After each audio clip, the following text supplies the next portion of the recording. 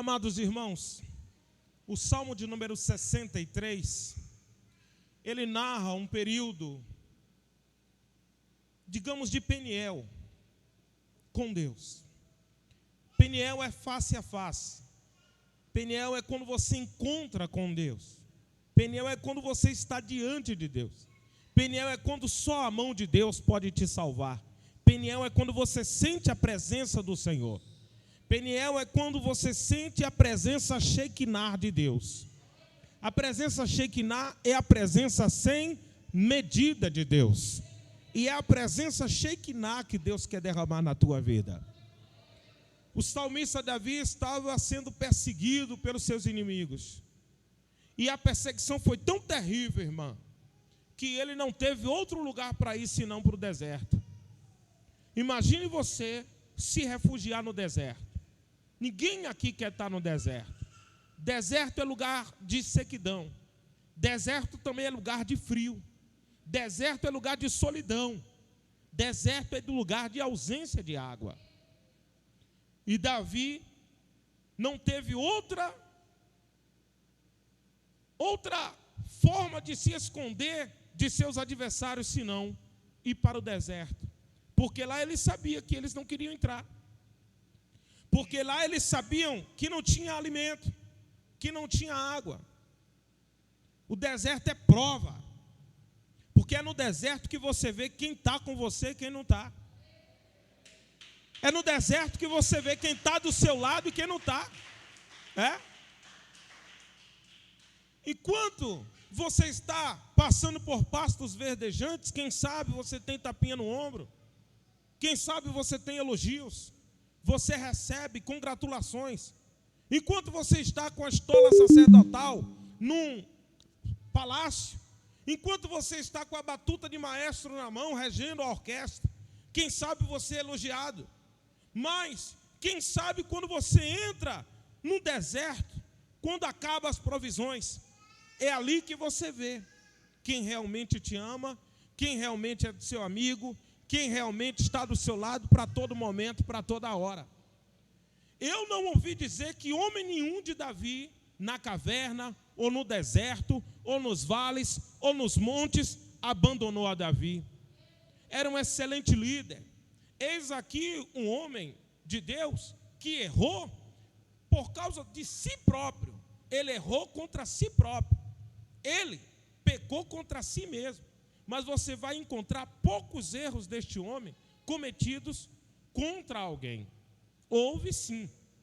Mas o que ele passa não define, não é mérito exatamente dos seus erros.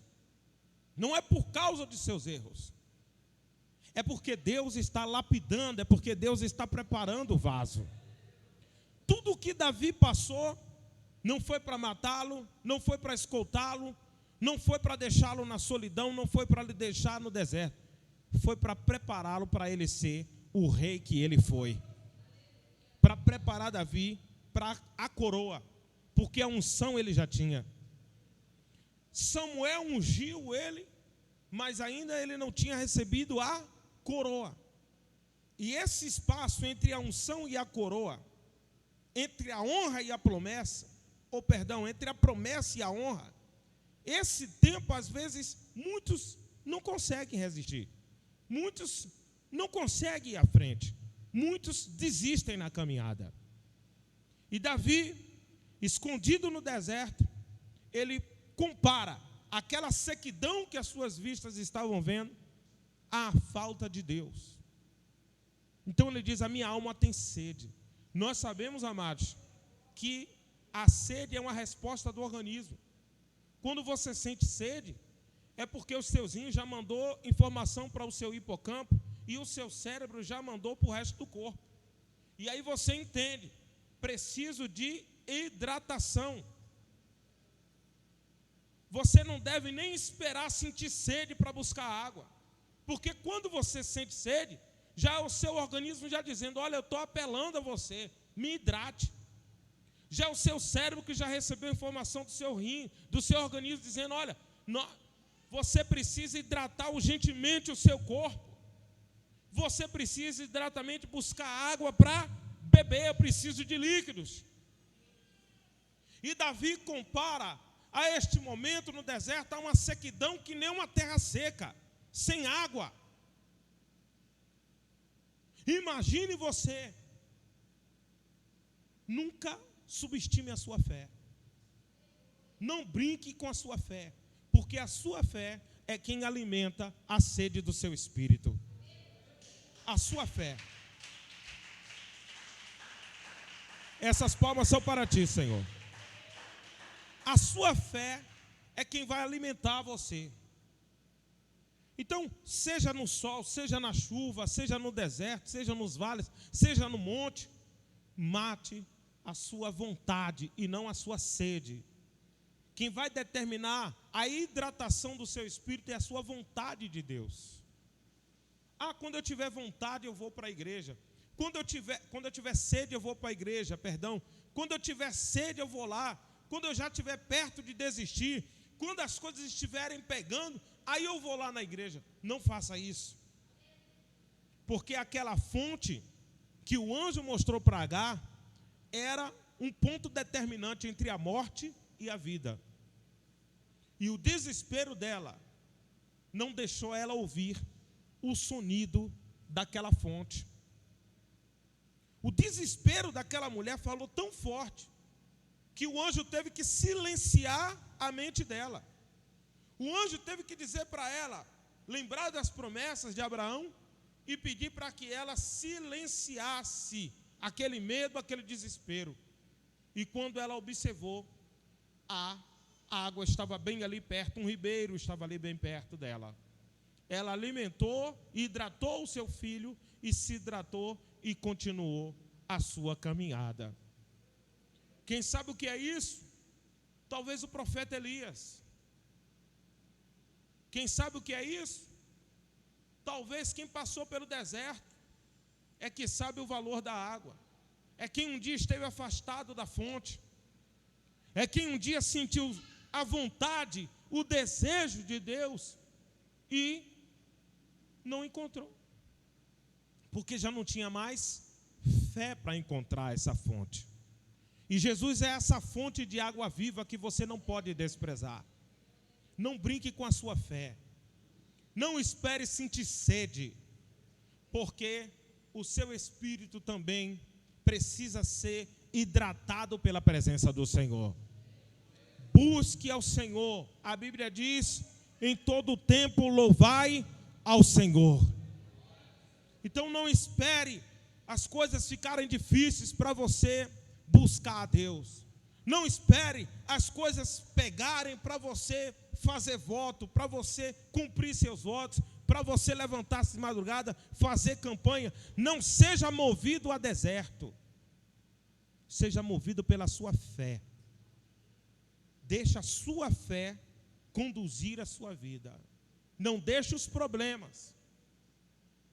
Por quê, pastor, o senhor está falando isso? É exatamente porque existem muitos casos, amados, em que às vezes a gente vê as pessoas buscando mais quando elas estão passando problemas.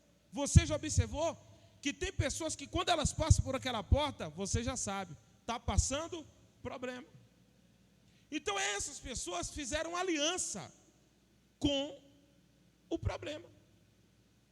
A fé delas é movida a problemas. Quando elas estão desempregadas, elas clamam, elas vêm para a oração, elas buscam. Quando elas estão com um problema no casamento, elas buscam, elas botam o joelho no chão, elas oram. Quando as coisas pegam, a fé se manifesta. Então Deus só é teu Deus do socorro bem presente na hora da angústia. Ele não é o Deus do teu louvor, Ele não é um Deus da tua honra, Ele não é um Deus dos teus momentos mais gloriosos, dos teus momentos mais preciosos da sua vida. Ele é Deus dos seus problemas. Ele é o Deus do deserto. Ele é um Deus que vai entrar com providência. E aí você desenvolve aquela fé que ela só se manifesta quando você está dentro da cova dos leões, quando você está passando pelo fogo, quando você está vendo as águas rugindo, quando você está diante de gigantes. E eu vim aqui para te dizer, Deus não é só Deus de providência. Deus não é só Deus de tirar você de dentro do vale, de frente dos gigantes. Deus não é só Deus do vento forte, de acalmar a tempestade, não. Deus também é Deus de bonança, é Deus de paz, é Deus de alegria, é Deus de prosperidade. É Deus que quer te dar vida plena. E esse jovem, ele adorava o Senhor em todo o tempo, não importava a situação. A gente vê salmos em que Davi está alegre, glorificando. O Salmo 4, ele chega a falar do Rei da Glória. Ele chega a falar da presença ele chega a ter... É um salmo que me parece que ele tem uma visão do Senhor Jesus entrando nos céus. É um salmo glorioso. O Salmo 133, ele admira a forma com que a paz se manifesta entre os irmãos. Ele admira e elogia a comunhão da igreja. Me parece que ali ele estava, de algum ponto do templo, observando a saudação dos irmãos, o calor, o amor, a paz entre os irmãos. Ele diz: quão bom e agradável é viver unidos, irmãos. O Salmo 148, 149 e 150, Davi encerra o livro dos Salmos glorificando a Deus e convidando toda a criação a adorar o Senhor. Montes, outeiros, ventos tempestuosos, águas que rugem, animais que voam, tudo quanto tem fôlego, louve ao Senhor.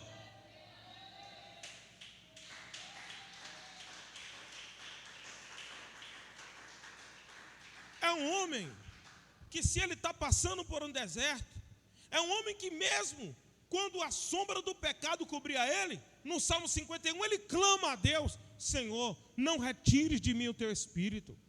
Mesmo diante de um ato terrível que ele cometeu, que foi um ato de adultério, mesmo diante de um ato como esse, este homem bota o joelho no chão, dobra o joelho e clama a Deus: Senhor, não me retire o teu Espírito Santo.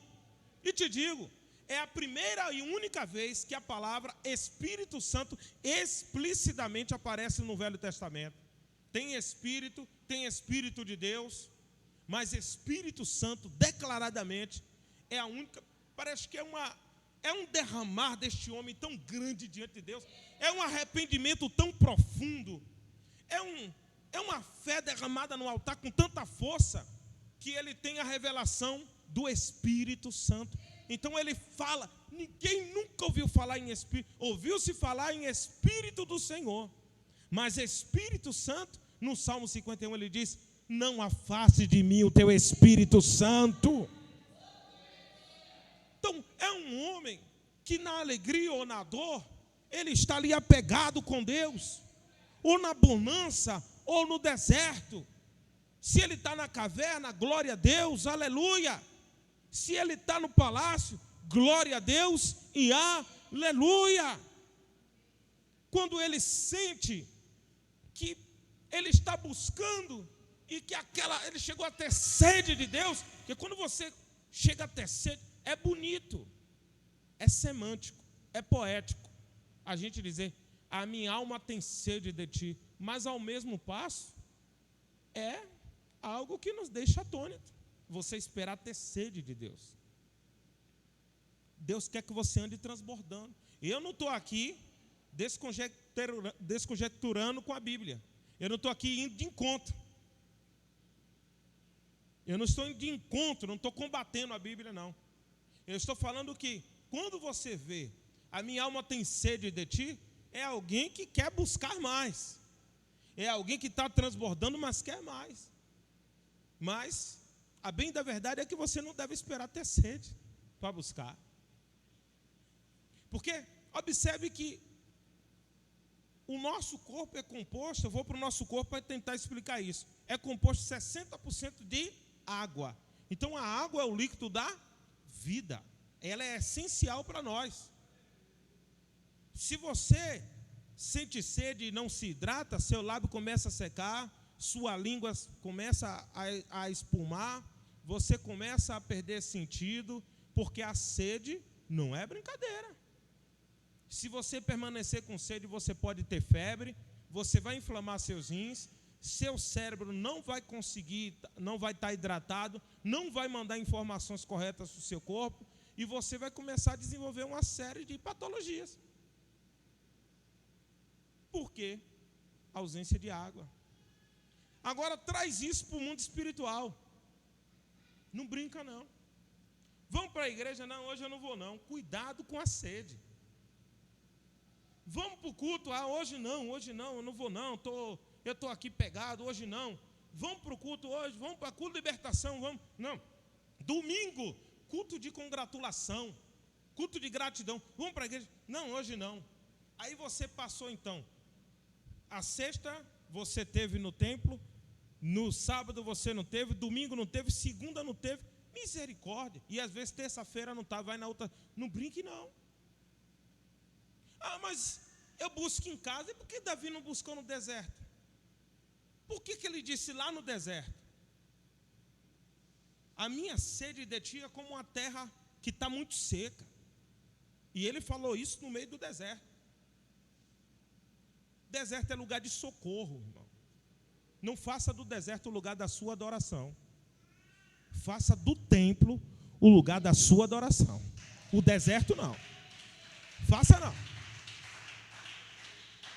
Se você fizer de um vale de guerra o local da sua adoração, você vai estar sempre na guerra. Não vai faltar gigante para se levantar. Se você só adora na cova de leões, cuidado, porque vai ser leão atrás de leão. Se você só adora diante do mar agitado, cuidado. Diante das tempestades, cuidado. Se a sua fé só se manifesta diante dos problemas, cuidado, porque não vai faltar problema. E Deus vai permitir, porque Ele quer você na fé. E se a sua fé é movida a problema, Deus vai permitir os problemas. Mas se a sua fé é motivada pela adoração, aleluia, na alegria ou na dor, e você se apega com a rocha, porque a rocha é Jesus, aleluia, e você faz que nem Ezequias, no templo, que nem Ana, no templo, que nem Jesus, no templo, aí eu vou te dizer, você vai desenvolver uma fé sobrenatural e vai adorar a Deus em espírito e em verdade. Aleluia. Fique de pé em nome de Jesus, por gentileza. Essa é a fé que Deus quer que você tenha.